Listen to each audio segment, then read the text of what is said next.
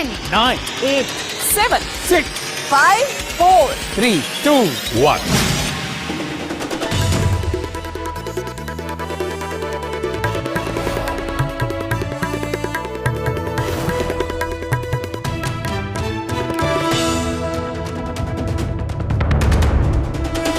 स्वागत है आपका न्यूज 18 इंडिया पर, देश का सबसे असरदार और विश्वसनीय न्यूज चैनल IBN 7 का अब है एक नया नाम, न्यूज 18 इंडिया, जहां खबरों में रफ्तार भी होगी और धार भी, जहां मुद्दे उठेंगे सिर्फ नतीजे तक पहुंचने के लिए, जहां परत दर परत सामने आएगा सच और खुलेगा झूठ का कच्चा चिट्ठा। News 18 India.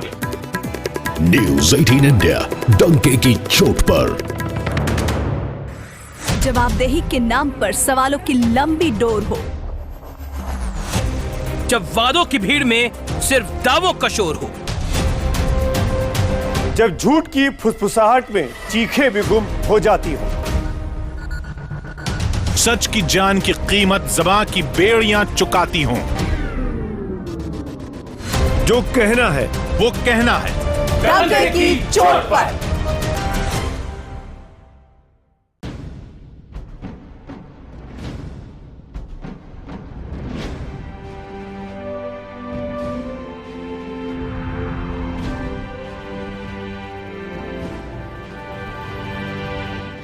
Welcome to JC show.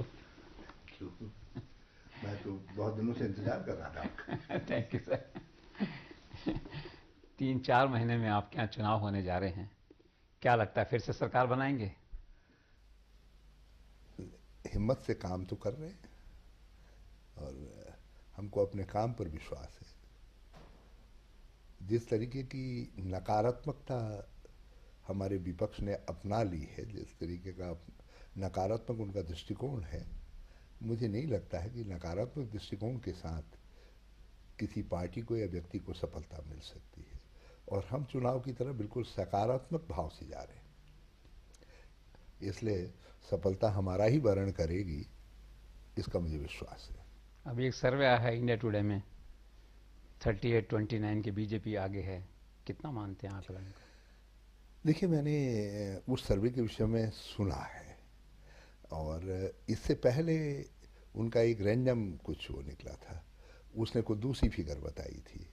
बहरहाल उत्तराखंड ने पहले भी इसी तरीके के एक सर्वे को 2002 में पूरी तरीके से उलट दिया था और उस बार भी सर्वे इंडिया टुडे के द्वारा ही करवाया गया था।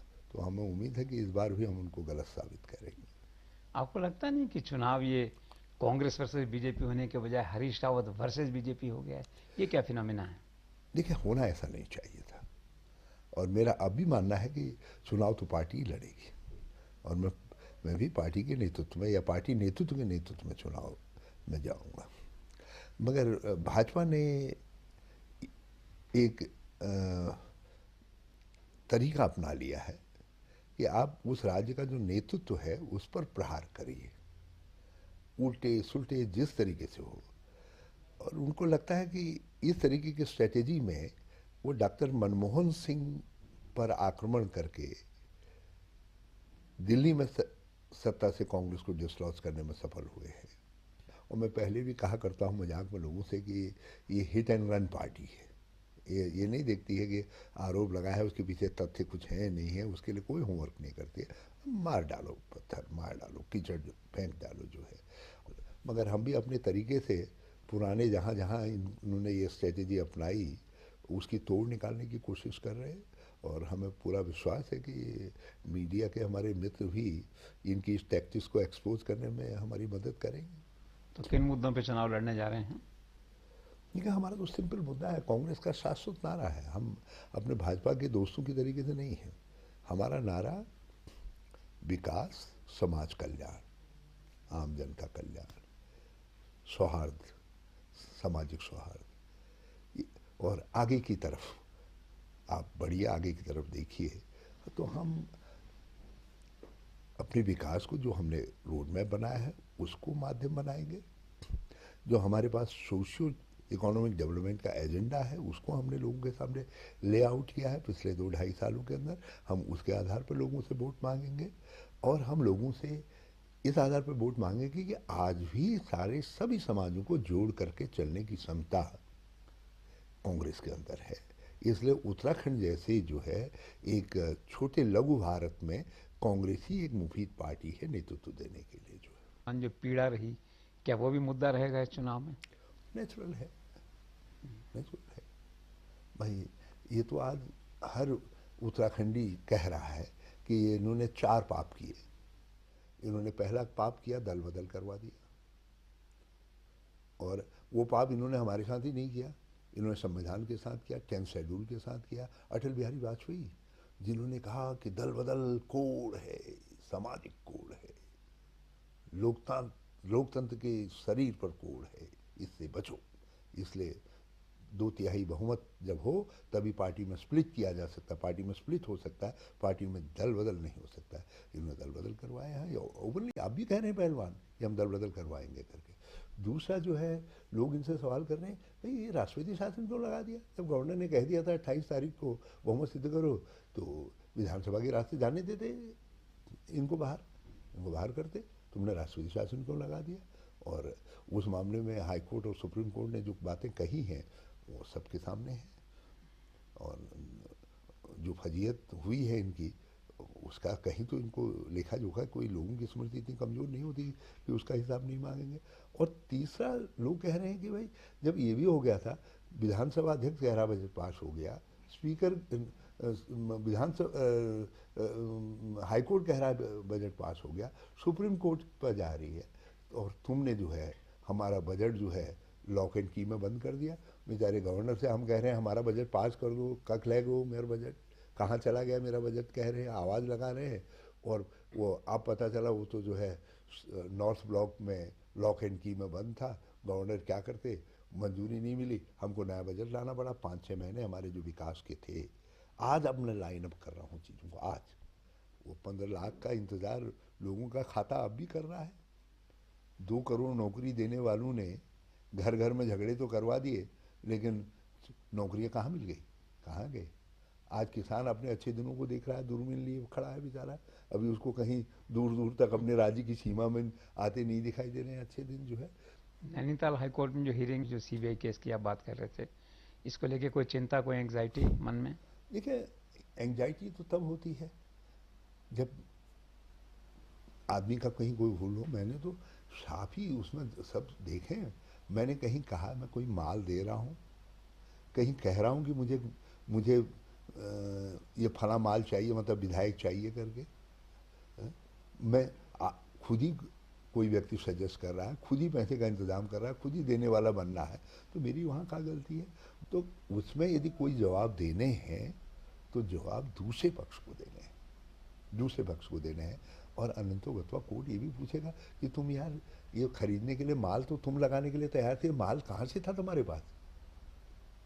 सही है भाई, आप यदि ये कहते हैं कि हरीश रावत तुमको मैं 25 करोड़ रुपया दे दूंगा, या फला काम के लिए मैं 30 करोड़ रुपया लगा दूंगा, तो आप देश की एजेंसीज को ये भी तो बताएंगे वो 30 करोड़ तुम्हारे पास आया कहाँ से, आपके पास आया कहाँ से, जो आप हरीश रावत के लिए जो है त्याग करने को तैयार थे, लगाने को तैयार थे। तो वहाँ जो भी उत्तर देना है उस स्टिंग के अंदर, जगदीश जी, ये दूसरे पक्ष को देना है। मैं तो पहले ही कह दिया मेरे पास कुछ नहीं है। 2 अंगुली खड़े करने से करोड़ हो जाते हैं, एडमिशन हो जाता है। आप बार बार कुछ मुंह में डालेंगे तो आदमी कभी कभी उगलवाने के लिए कुछ चीज़ों के लिए कुछ बातें कहता है। और सबसे बात यह है, जो फाइनल स्टेटमेंट है मेरा, जब वो कहते हैं कि मैं दे दूं उनको पैसे, मैं कहता हूँ ना ना ना ना, मुझको इस लफड़े में मत डालो, जो करो अपने लेवल पर करो। It means finally I have rejected everything. जो बात हुई है मैंने कह दिया भाई तुम जानो, तुम्हारा काम जाने, मुझे लफड़े में मत डालो।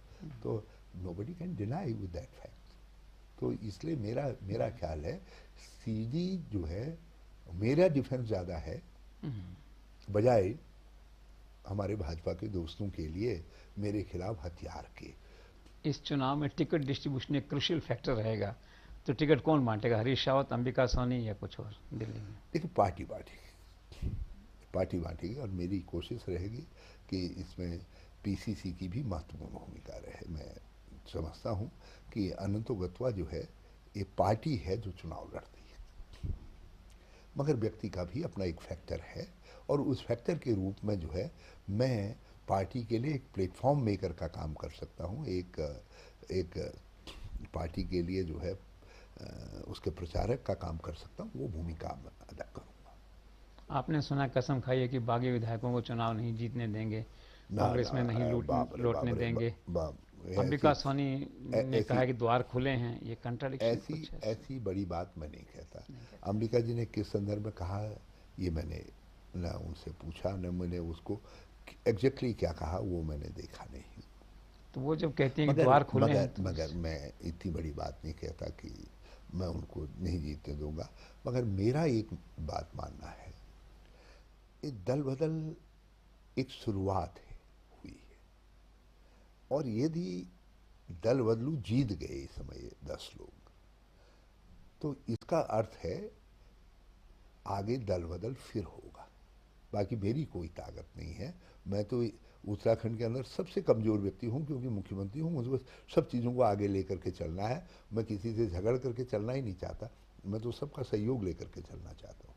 सुना है कुछ लोग जो छोड़ के गए थे उनमें से कुछ लोग वापस आने के लिए बैकडोर चैनल का उपयोग कर रहे हैं, कोई बातचीत चला रहे हैं आपसे? मैं इस प्रश्न पर चुप रहना ज़्यादा बेहतर समझूंगा, क्योंकि मेरी कुछ कहने से कई चीज़ों के कयास लगेंगे, मगर हमारे लिए जो है वो लोग अब तलछट हो गए हैं, और तलछट से कुछ नहीं बनता है। कांग्रेस तो आपके चेहरे को आगे रख के चुनाव लड़ेगी। देखो मेरा चेहरा तो इतना वो नहीं है महत्वपूर्ण, लेकिन मुख्यमंत्री हूँ तो, और सीएम कैंडिडेट हो चुनाव में, मुख्यमंत्री हूँ तो मेरे काम जरूर जो है स्क्रूटनी में आएंगे चुनाव के वक्त में, उसकी स्क्रूटनी जरूर होगी, और मेरा मानना है कि उस स्क्रूटनी में मैं पास होऊंगा, कांग्रेस पास होगी। इसलिए मैं चेहरे जैसी कोई बात नहीं कहता, लेकिन स्क्रूटनी तो मेरे कामों की होगी। परिवर्तन यात्रा बीजेपी की ठीक है, वो तो चुनावी है, कुछ तो निकालना ही चाहिए उनको जो है। असल में भाजपा नारेबाजों की पार्टी है। आप देख लीजिए, आप जब से इसका नाम भाजपा पड़ा तब से निरंतर हर चुनाव में अपना नारा बदल देते हैं। अब तो चेहरे भी बदल दे रहे हैं। मैं तो मोदी जी को भी सावधान करना चाहता हूँ कि अगले चुनाव तक तुमको चेहरा रखेंगे भी नहीं, मोदी जी को रखेंगे नहीं रखेंगे, बल्कि I love my prime minister. आपके पड़ोस में यूपी में गठबंधन की चर्चा है, कांग्रेस सपा के बीच या महागठबंधन, क्या आप उसको एक्सटेंड करेंगे यहाँ उत्तराखंड में, चाहेंगे ऐसा? हमें कोई ज़रूरत नहीं है। उत्तर प्रदेश स्पेसिफिक कोई निर्णय हो सकता है, मैं उस पर वो नहीं करना चाहूँगा, क्योंकि कांग्रेस के अंदर गठबंधन जैसी चीज़ों का या किसके साथ मिलकर के चुनाव लड़ेंगे, इसका निर्णय पार्टी लीडरशिप करती है, CWC करती है या पार्टी के अध्यक्ष उपाध्यक्ष करते हैं। तो मैं इस पर कुछ कहने की स्थिति में नहीं हूँ, लेकिन एक चीज़ ज़रूर कहना चाहता हूँ कि उत्तर प्रदेश में समाजवादी पार्टी की कला शांत हो, ये हमारी सबकी दिली इच्छा है। आज देश के अंदर लोकतंत्र बचाने का बड़ा सवाल। कांग्रेस वर्किंग कमेटी ने फिर से कहा है कि राहुल गांधी चार्ज लो, आपको क्या मानना है आपका? बिल्कुल, बहुत अच्छी बात कही है, और मैं समझता हूँ राहुल जी को अपने सब बड़ों का यह सुझाव अनुरोध स्वीकार करना चाहिए। मैं उत्तराखंड भी इस अनुरोध के साथ है, और ये हित में है, कांग्रेस के सबके हित में है। देखिए, जीत और हार होती है, हम कुछ चुनाव हार गए, कुछ लोग कहेंगे, कई चीज़ें बातें कहेंगे, मगर देश की रिक्वायरमेंट है कि कांग्रेस के नेतृत्व को अब राहुल गांधी संभाल लें। सोनिया जी हैं हमारी leader, Sonia ji will continue to be our leader, और वो हमारी प्रेरणा है, और मगर राहुल गांधी जी ऑपरेशनल वो चाहिए, लीडरशिप चाहिए जो मूव करे, वो करे, काफ़ी वो कर सके। समय होता है। सोनिया जी ने जिस समय करना था उन्होंने गांव-गांव दौड़ करके कांग्रेस को खड़ा किया। अब वहाँ से बैटन लेकर के राहुल गांधी जी आगे बढ़े। सारी पार्टी उनके साथ खड़ी है, राहुल जी के साथ। एंड मुझे पूरी उम्मीद है कि राहुल जी जो है अभी निर्णय करेंगे या नए साल के साथ निर्णय करेंगे, मगर निर्णय करेंगे। नौकरशाही में आप काफ़ी पॉपुलर कहे जाते हैं, लेकिन चुनाव के समय देखा मैंने 2-3 महीने पहले नौकरशाही ज़रा इनडिफरेंट हो जाती है। आपका कैसा अनुभव है? यदि आप उनको साथ लेकर के नहीं चलेंगे, आप परिवर्तन नहीं ला सकते हैं।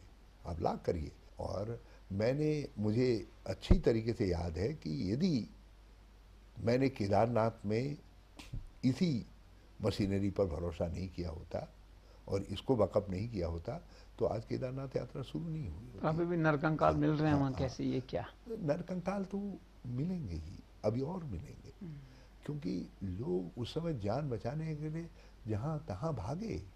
भूखे प्यासे लोग, क्या स्थितियाँ रही होंगी, मैं उसकी कल्पना करके भी कांप जाता हूँ। मान लीजिए कि जनता ने एक बार फिर 5 साल के लिए मैंडेट दिया, तो एक बड़ा काम उत्तराखंड के लिए क्या करना चाहेंगे?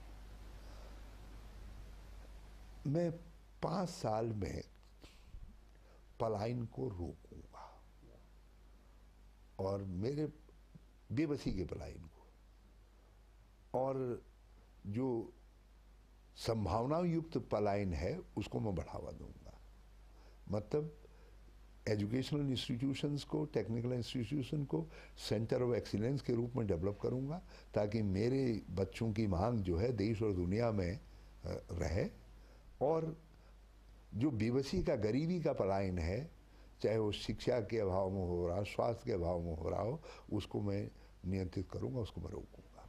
Great, thank you so much. Thank you very much. Thank you so much, बहुत अच्छा लगा।